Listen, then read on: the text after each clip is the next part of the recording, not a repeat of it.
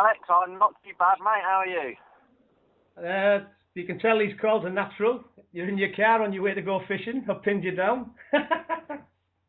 Yeah, practically speaking, I'm here with me, mate. He won't say hi. He's rather shy. Oh, bless. Yeah, we're literally just going off fishing. So, as you can tell, this is totally off the cuff. No notes in front of me. The first thing I knew was a tweet came through saying we're doing a podcast.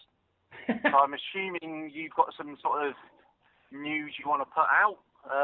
Obviously, I'm going to do an update from sort of the last podcast we did, where I covered HAD, H&R, Highland Natural Resources, and then Keras Resources, KRS, and then Noricum. You know, that's my sort of main ones at the minute that I'm sort of keeping information and tabs on. So, judging by the list, you've got quite a few there, and you know, many arms and legs on them by the looks of it. Just to pick up on the Highland Resources, we covered them in the podcast. Well, you actually covered them, and they were around 15 pence at the time. It's an amazing climb since you've talked about them from 15p. Yeah, again, they've got some, as I said in the last podcast, they've got an amazing sort of product there, and an amazing sort of onward going deal with Schlumberger or Schlumberger, again, however you want to pronounce it. And they're going to start doing all the testing on the equipment. So fingers crossed within the next few months we'll know what's happening and what's going on there. Yeah, it looks really interesting. Just to pick up on the Keras thing, what you were saying, the KRS, there's a rumour, obviously I can't substantiate it, but Dave Reeves is supposed to be in London next month in June. So what I'm thinking is that they can't be far off now, delivering the first payment, maybe? Well, if you look back through all the old RNS data and everything along those lines, and on their Twitter account the other day, they put up a picture of a gentleman holding a slab of gold, roughly the same sort of size as an A4 sheet of paper. Yeah. By the looks of it, it's as thick as his thumb. You know, the length of his thumb, the brick sort of as big as that. So fingers crossed, if that obviously item of gold is being sold, it might just be a case of checks in the post or money's transferred to bank awaiting clearance. So, you know, it could be coming at any point in time, or it could be coming, you know, potentially if there is rumours afoot. You know, but to my way of thinking, I'm hoping it's going to be in the next sort of week or so. The share price has come down from the sort of high points. Yeah. Due to the placing, but again, the placings to bring online the Prince of Wales mine. True. So when that all starts coming online, there could be news about the mine opening up. So again, it could be all sort of rolled in or all interlinked at that sort of point in time. So, you know, it'll be interesting to see what happens and when, and, you know, we all know from that sort of point forward what's happening, and then fingers crossed beginning of next year, the potential for the manganese mine in Togo to come online. So, I agree totally, by the way, Steve, because the way I'm seeing it, basically it was a Carlsberg RNS for me when they raised to get the Prince of Wales, the 1.25 million, I think, and with the shares coming on the market, obviously the price is going to get depressed with that happening, but I'm hoping the next news to come out for Keras, because obviously we followed this story a long time, that should really deliver shareholder value, hopefully, and then, like you said, long term, over the next year, it should be an interesting journey. That's it, you know, cash in the bank instantaneously within the next couple of weeks, bring on the other assets, other mines, just scale up the business, more cash flow coming in, more mines coming online, commodity prices are rising, and obviously when we first started covering the story, that's the main thing that, you know, everyone that sort of feeds information, that was the main sort of grasp of the story. Brilliant working model, brilliant practices, brilliant board of directors there. They've got their own cash in the game. You know, I think this is the low point of the share price. I don't think we'll ever see any prices at these levels again. All right. So, yeah. you know, happy days moving forward. So just sit back, await the news, see what happens when it happens, and we'll obviously carry on covering it. Yeah, like you say, it'll be interesting. And if Dave Reeves is coming to town next month, obviously if I'm about, I'll pop down to London and we'll try and get an exclusive interview with him. Noricum Gold. They've put some RNSs out over the last week or so. They're active now. They're drilling. It looks exciting. Look, that's it. Again, we covered it quite a while back. The share price is still roughly similar to when I sort of first got on board. But again, you know that the company's moving forward. They put out the RNS. They're starting to do the drill work. And again, in the background, we still only know what's down to very, very shallow depths. And they're going to start, obviously, getting that resource out of the ground. Resources that they know about already are 1 million tonnes of copper. And then they've got a glut of gold there and a glut of silver. And again, between the last podcast and this podcast, I've been looking at all of the prices and where they've been historically, and silver looks like it's going to become a sort of a higher riser, if you like. Yeah. You've got to catch up with, you know, other materials such as platinum, gold. They've been on the rise. Silver has risen, but nowhere near as much as the gold price.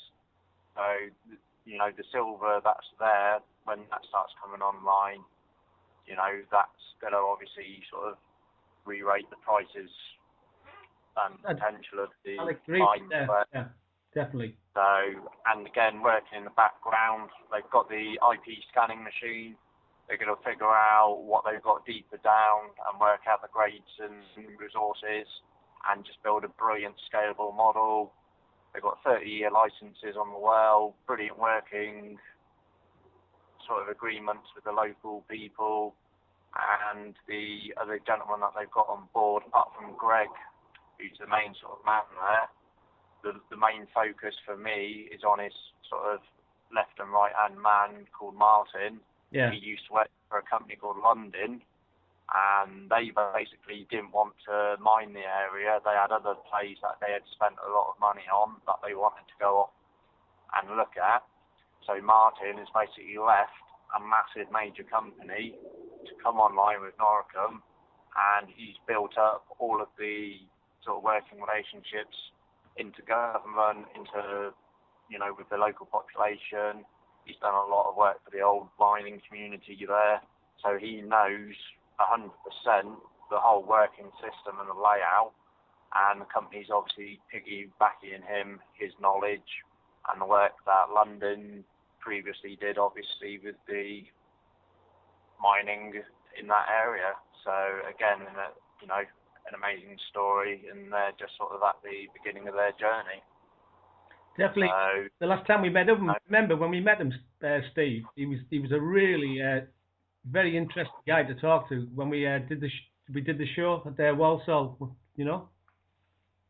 You remember Martin? We were talking to Martin from Noricum after, you know, when we did the show. Yeah. Yeah, definitely. You know, Martin has got a you know, vast knowledge and experience within, you know, not only mining, but in that area. He's been in this sort of mining community and area for the last 10 years. He knows the lay of the land, he knows the people, he knows the communities, he knows how to network with those people. So, you know, what's not to like? He's almost effectively a Paul Basinski of the mining community in that area. Yeah, I think. Well, I must admit, I've had some interesting conversations. I interviewed REM, Rare Earth Minerals, their CEO, and obviously they've got 20% of European metals holdings, but we're not doing bad. just to pick up, because I'm looking at the gold, the silver, the lithium, the rare earth, the copper. At the moment, it seems we seem to be going more towards the mining companies, because I know none of these guys will go on the record and say it, but the sector definitely looks like it's turned. It looks like it's bouncing. It does, in my humble opinion. Yeah, when you have a look at commodity prices with sort of repressed oil stocks, for instance, barrel of oil is down around $30 per barrel. That's the point in time when you've got to look for these little companies that have got, a potential massive resource. That's why I like the 880 story, and that's why I sort of, had a look at that and sort of almost championed the research into that company. Yeah. So, and again, if you look at historically the gold prices even 2 or 3 years ago, every other advert on the TV was, have you got gold? Do you want to sell it to us? We'll send you a free parcel in the post, and then you just send us your product. We'll value it, transfer the money into the bank the same day we get it. Now the gold price since that point in time has come down massively, but with the world communities and obviously the stock markets and just the whole, absolutely everything when you look at it. Brexit, everything, yeah. Brexit, the lot. It all adds to it, doesn't it? Yeah, that's it. All we need basically is some sort of trigger, and it looks, very much like it's going to be happening sort of relatively soon. Yeah, when you look at Australia, look at the price of gold in Australia. It's gone through the roof. It's absolutely crazy. Yeah, that's it. At the minute, the Australian gold price is sort of gone above and beyond the sort of world sort of normal gold price. So again, to be in the mining stocks that are based in Australia, like Keras, when they sign the original sort of contracts and deals, they set a 50-50 deal, for want of a better description, and that's up to sort of 1,600 Australian dollars. Yeah. Anything above the 1,600 Australian dollars, they get a 70-30 split. So more profitability for exactly the same sort of product coming out of the ground. So again, they've done very well to secure that type of deal and shows that CEOs are forward thinking, the forward planning. They obviously knew that the price of the gold was going to rise a lot higher. So, again, that's the sort of thing that I look towards when I'm doing all my research. So yeah. Definitely. I'm looking towards to be honest, I'm looking across the board, and I'm looking at lithium and rare earth. That's the things I'm looking at the moment. For like obviously, well, we know what they're used for, but to pick up on the leave the rare earth one for now. But the lithium, you look at the electric car and the industry, the way it's going. I think that's going to be an exciting journey for a few companies. That's for sure. That market. Yeah, that's it. I mean, everyone's going on to sort of renewable energy resources now. There's a lot more battery-operated cars, and the whole world is sort of aiming towards that. Lithium, sort of some of the main mines that have been mined for years and years, they're sort of now on the decline and the shutdown. So, anyone can see that if like the main sort of mines are going to be shutting down, then obviously you get these niche little companies like Rare Earth Minerals, where there is the potential there that the commodity price is going to go up, and obviously the amount of production of the product worldwide is going to be going down. So again, similar story with oil. Every single country in the world, the exploration's sort of in decline because they feel that it's not going to be economically viable. There's a lot of risk in the market. So, it's again just trying to find those niche little companies that are going to deliver on their sort of promises and go forward with them. That's the sort of thing I'm looking at now. Oh, they're out there. They're definitely out there. They're there to be seen. I keep banging the drum for that European Metals Holdings, but you say you've got the rare earth in there. I'm actually what I've been doing is Savannah Resources SAV. I've been in touch with that's another good company, Dave Archer, the CEO, and I'm trying to pin him down now for a podcast. So we had a few requests from holders, and we've already interviewed them in the past. So hopefully, because that's Savannah Resources, that looks a really interesting company as well to me, you know. Yeah, as has been obviously noted on some of the bulletin boards, I had no idea about this podcast. And to be 100% honest with you, although I've heard about them, I don't know anything about that company. So I can't comment on that company at this moment in time. Yeah, it's just me doing my catch up. It's like another one. Again, you probably won't know them. Sirius Petroleum. It's another story. I'm just picking up on these because we've covered these on the sites, and I've spoke to Bobo Kuti, the CEO, and Graham Lyon, the technical advisor. So for anybody who holds Sirius Petroleum, we are trying to get hold of them, you know, to get them to do an interview. And also we've done a Q&A to Solo Oil and Gas, and they've agreed to come back to us with the Q&A. So Solo's another one for people watching. Steve, we've just launched Conker's Corner on the sites. Have you been there yet? Have you been interviewed? I have been interviewed. I was interviewed yesterday, and again, it's absolutely brilliant talking to Conkers. Again, because we're not sort of sat there talking about stocks or anything like that, it was good just to have a, open and frank discussion about me, who I am, what I stand for, the way I conduct and, operate my sort of portfolio. Yeah. Go on. No, sorry, I was going to say, I was going to pay you a compliment there, actually, because what people are not picking up on yet, you're actually along some city names. You've got the likes of Chris Bailey, who's on there, and you've got Steve Marcus, you've got like Diane Patterson, and you're going to have, you'll have Paul Johnson in the future, Malcolm Parry from Mine Maven, so you're alongside some good company. Yeah, definitely. I thought it was going to be something like Hard Talk off the BBC. Yeah. It's more of like a friendly chat, and one question leads to another, and he was full of sort of compliments and praises for like the amount of research on HAT. Exactly. That I've done, and off the back of that, it's like, how do you do this? How do you do that? What would you say? What would you say to people sort of listening to this, interview? What would you do for your research? And we sort of just sat there, analysed, social media, and again, you've covered, how powerful social media could be. Yeah. And again, we've sort of touched on a whole myriad of sort of subject matter, sort of within that. So again, it's very interesting just to be able to sit there and have an open, sort of frank discussion and a talk about, me and the stock markets in general. It's good, like. And what I would say to people is, if there's a company you're following, it doesn't need to be one that LSE Share Talk are covering even. Could they come forward to you and say, I'm invested in this company, any chance we could get this CEO on board and, interview him?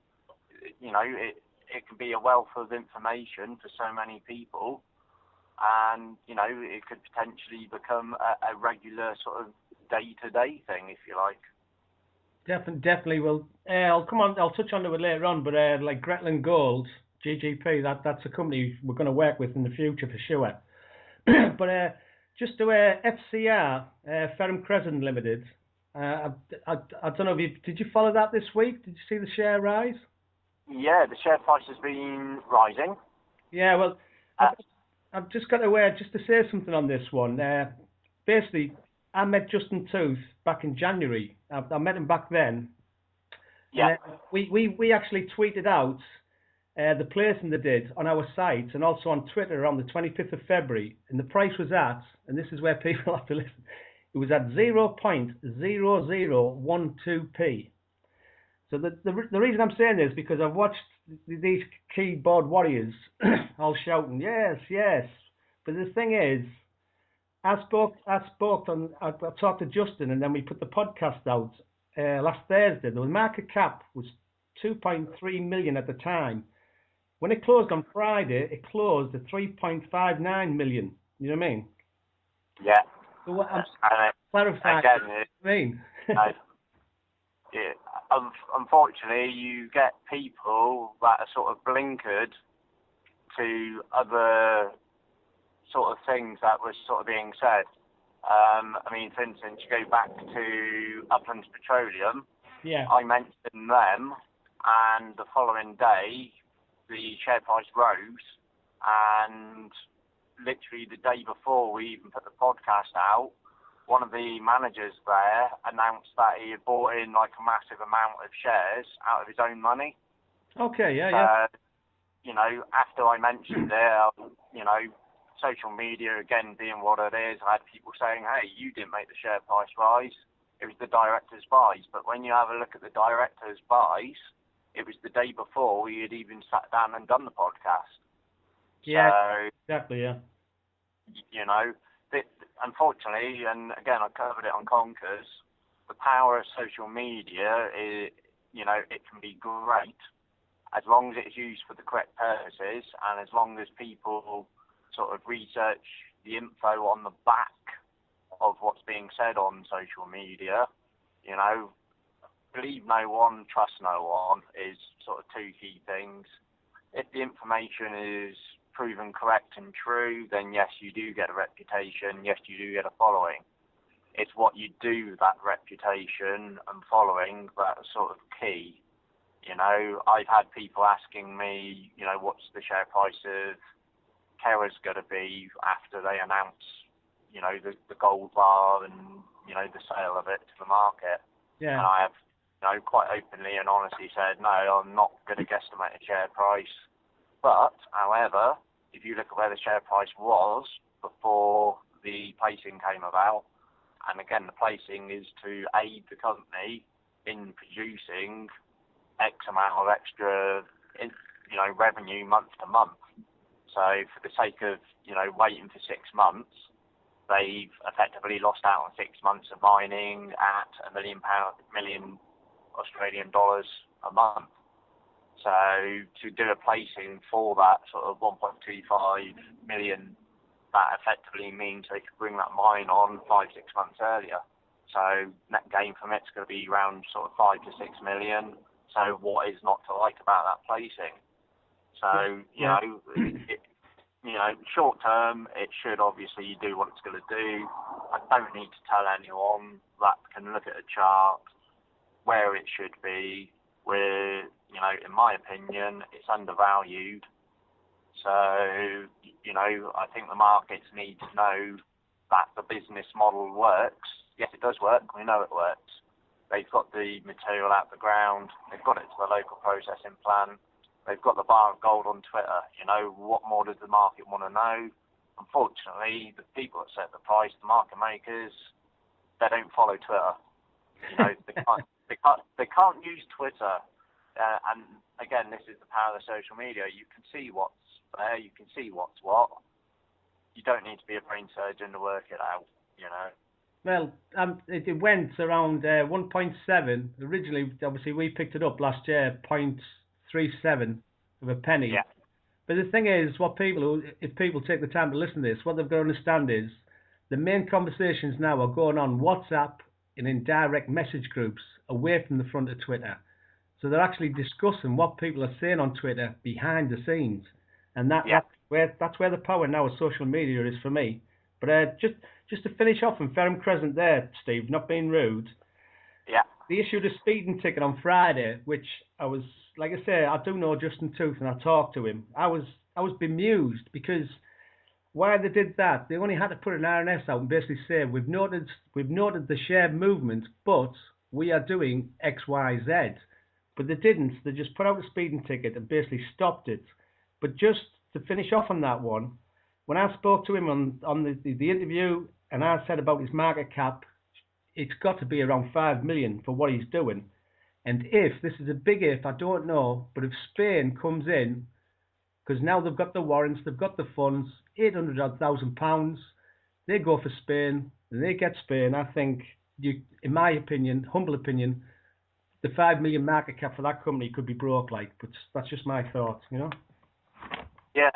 Again, I mean, when you have a look at other companies that have done roughly the same, you know full well that the share price has obviously escalated from that sort of point in time. Any company that brings a decent asset on board and the sort of funding to cover that asset, again, that asset is worth a certain amount of money to the company. So, you know, back to what we were saying before, you know, we don't tip stocks, we just cover the information, we put the information out there for everyone to see and go from there. Exactly, yeah. That's why when I was at the Masters show on Tip TV, I did touch on the cash shell thing, you know, and you know, I shouldn't do it, like, 'cause it's just my opinion. It's not LSE Share Talk's opinion. But I was just bemused by, you know, the cash shell situation and how people end up getting themselves locked into these things where you've got other companies around you that they're actually, you know, they've got assets and they're operating. So it's just a strange. Yeah, that's it. You know. And again, I cover this on Conker's Corner.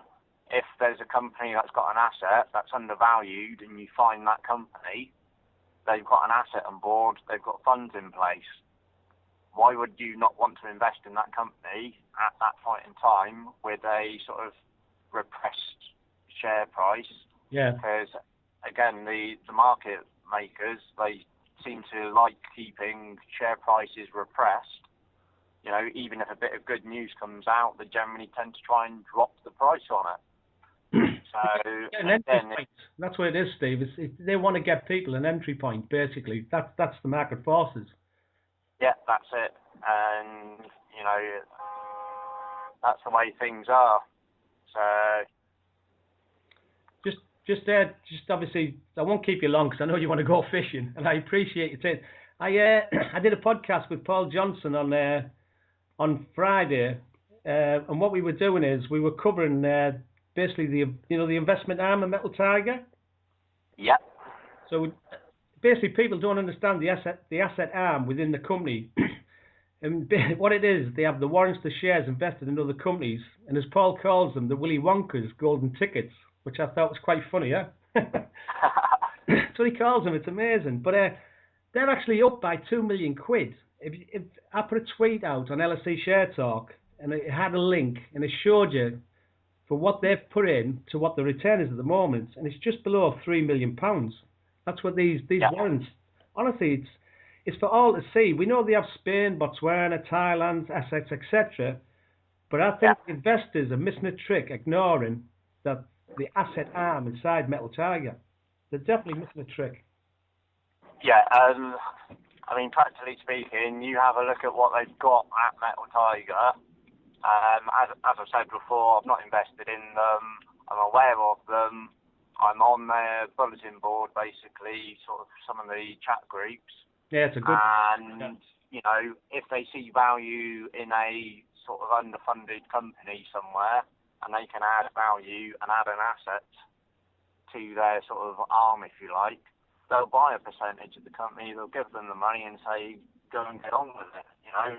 And in return, they obviously get these warrants and, you know, they've got various sort of mines themselves that they're producing. So, you know, excellent business model. You know, scale up the smaller companies, you know, they do all the due diligence. They're almost like a brokerage company for several different companies, but they're kept within the one company. Yeah, so they can keep an eye on them. They know the market. They know what they're doing. Paul Johnson's air miles must be absolutely phenomenal. You know, one minute he's in this country, next minute he's in this other country. Then you see him, you know, on an American show somewhere, and then next minute he's on YouTube, and then he's doing a podcast here, then he's doing an interview there, and you know, the guy must have some shares in sort of Red Bull because he must be sat there drinking that stuff all day. You know, well, just to keep on the ball. But again, the share price there, that's been sort of, I don't know what price you called it at, but there's so much more news flow to come there. they've got so many results outstanding from sort of certain aspects within the company. Yeah, definitely. Botswana. You know, literally to do the research on that company to see what the potential is, you need to be 100% on the ball, and you have to do so many hours worth of research, you know. And again, going back to social media, there are other people that are saying, you know, certain things about loads of companies, but when it comes to Metal Tiger, literally, I don't think anyone anywhere in their right minds will know properly and fully the scale of everything. Because for everything you see up the front, it's almost like an iceberg. There's sort of 70–80% workings and goings on behind the scene that you're not aware of, that you don't see. Yeah, so, I had one to pin down the for sure. Well, the two RNSs that came out this week, they've obviously moved into Ireland, as you can see. But just what I did was, what I like about Paul is as well, obviously I know Paul and Cameron, it was a non-executive director now, Cameron Parry. I covered the question of a conflict for directors and CEOs to invest in companies personally outside of their own company. And that was a question I asked Paul. He basically he nailed it for me. Excuse me, he nailed it because he's right. You've got the AIM regulators, you've got the compliance teams, you've got the nomads, and they monitor everything these guys, even what they say publicly, so closely. So I think he definitely covered it in that podcast. And just to finish off on that one, when you said about his travels, that brings me on to Gretland Gold's GGP. Me and you covered them in the past, haven't we? You know, the Metal Tiger section. Yeah. So what I'm doing is, I'm trying to get Paul Johnson, who may I add, as far as I'm aware now, he's, again, more air miles. He's on his way to Thailand. And I'll get Andrew Bell. I'm trying to get the pair of them together in one podcast so we can get this Gretland Gold thing covered, you know, because he's quite excited about it, Paul, on Friday when he was chatting about it. Yeah, the last rumour was he was in Botswana, because apparently they're awaiting a massive resource update there. That'll be Mod Resources. They've got 30% Metal Tiger of that, and they own 5% of Mod Resources, Australian listed company. All right. Yeah, that's what that is. It's a big copper play, but that's right. So the last one, so you can get fishing right. I've got to put this one out here. I've got to thank Steve Sanderson, Stefania, and the UKOG team. We sold a couple of barrels of the for the Horse Hill for charity, and it raised for the Princess Trust. It raised over £1,700, which is absolutely fantastic. Yeah, and again, I was, you know, when it was first sort of mentioned and you first put the tweet out, I sort of sat there and I thought, you know, I wouldn't mind having that myself, even though I'm not invested in that company, for like £100, you know, £200, you know, as a nice little keepsake. It's a unique product, it's a unique item, you know. Obviously, I know they've got several sort of drills ongoing to test the area. You know, to be able to get one of them barrels is, you know, absolutely brilliant. Yes, the money's for charity, but, you know, £1,000, that is just, you know, absolutely amazing. And, you know, I don't know who the sort of the main winner is. I don't know if he's sort of put it out there on Twitter. No, he hasn't. He's quiet. He's a businessman, actually. That's the only thing. Right. You know, and, you know, kudos to him for putting that amount of money up. Obviously, it's going to charities, so it's all for a good cause. But, you know, that's just an amazing amount of money for that item, you know. So... Well, Steve, all right, here, I'll give you an exclusive here, right, and then you give me an idea of what I can do with this. I've spoke to UKOG on Friday, and what they're doing is, and nobody knows this yet, this is exclusive now on this podcast, the Kimmeridge and the Portland discovery, the two different sections, UKOG are bringing out 2 new barrels, and a barrel will be just the Kimmeridge oil in, and the barrel will be the Portland discovery oil. UKOG, yeah, so UKOG, as a thank you for us to do the first barrel, they're going to send us these 2 new barrels are going to get posted out. Now you tell me what I can do with these 2 barrels to raise funds for charity. They're giving you some more. Yeah, they're going to give me the brand new. One's a Kimmeridge Discovery Section oil barrel, and one's a Right. Portland So it's basically this oil is from the different section. So again, it's a totally different. Yeah, it's a completely different thing. These are brand new. These are 2 brand new barrels from each section of the well. But you give me an idea what I can do with them in the future for charity, and I'll do it. Well, obviously, that barrel that's just gone. Obviously, if this gentleman, as you say, is a businessman, he's got the money to throw out an item like that. You know, he might have invested 100 grand in the company for all we know. Right.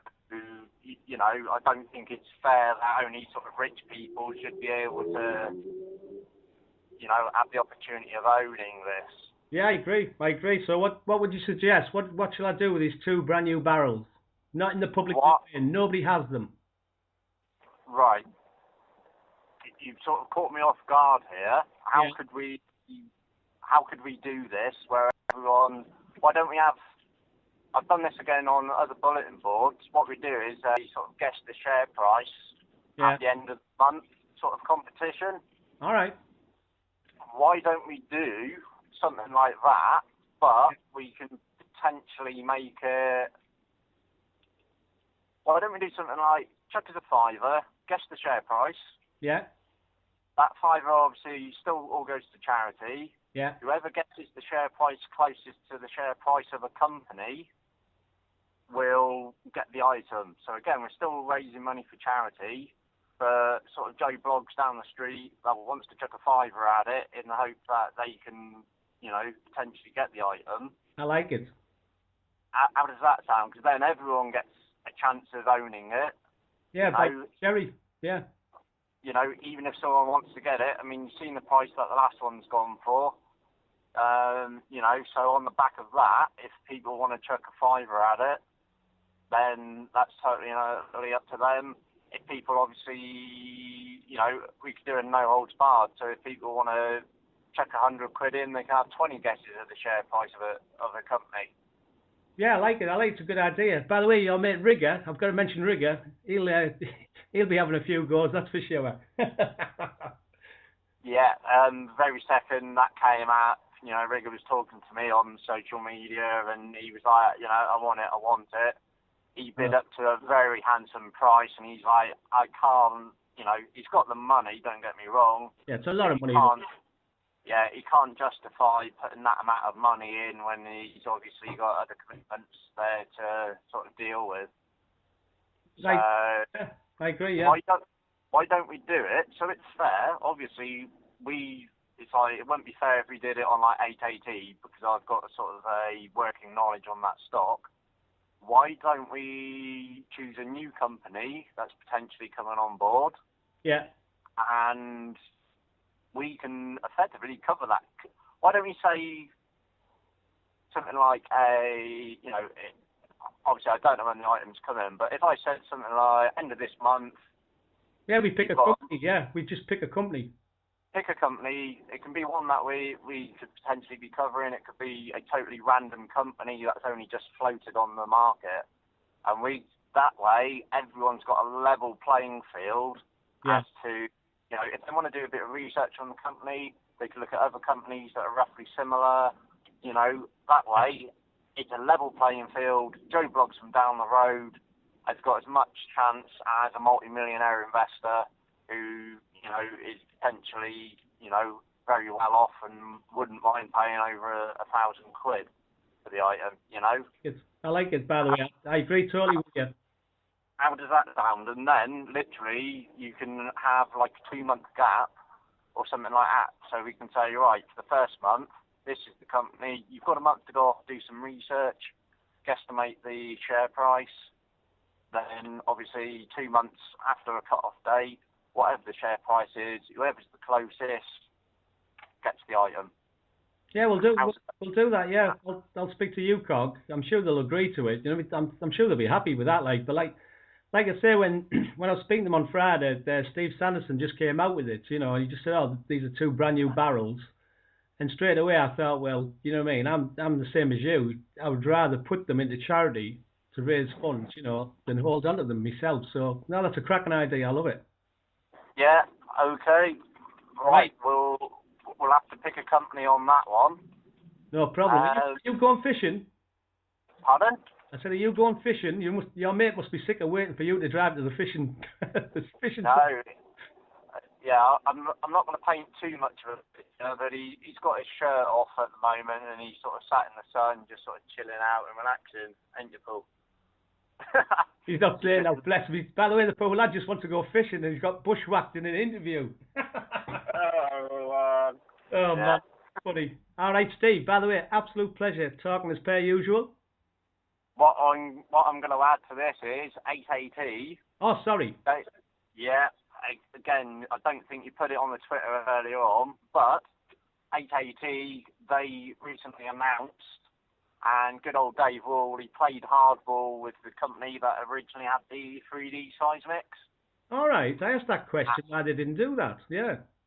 Yeah, basically, he turned down and said, right, we don't want it, you know, you're asking too much for it, we don't want this item, so we'll just pay you to do the 2D seismics. So they've basically given them the cash to do the 2D seismic. Off they've gone. Now the company would be stupid if they're holding on to 3D. They'll be stupid to go out, resurvey the land, redo the seismics, reanalyze the data when they've got this data set sat there. Exactly. So they may as well have just given them the 3D sort of data in the first instance. So, and that by the looks of it is what's happened. The area and was sort of segregated a massive area around the sort of ice wine acreage. So again, you know, Dave Wall's played blinder there, he's played hardball, he's walked away. So, you know, they could be sat there at this precise moment in time working out what sort of conventional resources in play. And, you know, we might be hearing news on that at a sort of given moment in time in the sort of semi-near future. So you reckon they've got the 3D, yeah? Yeah, that's 3D seismic for the cost of 2D seismic. How good a deal is that? Sweet. We just lost you for a minute there. That's all it was on your mobile. But right. Sorry. Yeah. No, it's not your perks of living where I live. 1 minute you're in a city, next minute you're in the middle of absolutely nowhere. Well, you know yourself. You get no posh pop pickers on our podcast, do you? Nope. I wouldn't consider myself posh. I consider myself a down-to-earth person. I've been called that several times. Maybe that's because I fell over at fishing and got covered in mud. If that means I'm down to earth, then so be it. You know, I am what I am. I am who I am. You know, simple as that. People don't like it. It's their loss. By the way, you're the top man. I know I've met you. Right. Get yourself fishing, and I'll speak to you later, okay? Yeah, let's see if I catch one. I'm sure you'll put a picture up somewhere if you do. So many hands lost. Oh, yeah. Yeah. I'll see you later. All right? Yeah. See you later, Alex. Cheers for the chat, mate. Cheers. And thank you very much, everyone, for listening. Any suggestions or ideas for the podcasts? If there's a format you want, let me know. Someone picked up on one of the last podcasts that they're only interested in certain companies that we cover. So I was going to write like a little timeline of when the companies start. As I'm driving, obviously sat there in the car, I've got no pen, no paper, no nothing to do an index list for anyone, so apologies for this time round. Right, sweet. We'll organise something in the future anyway, for sure. That's, you know what I mean, no problem. Yeah, that's brilliant. Right, Alex, I'll catch you later, mate. Enjoy your day. All right, I'll catch you later, all right? Bye-bye. Catch you later. Bye. Bye.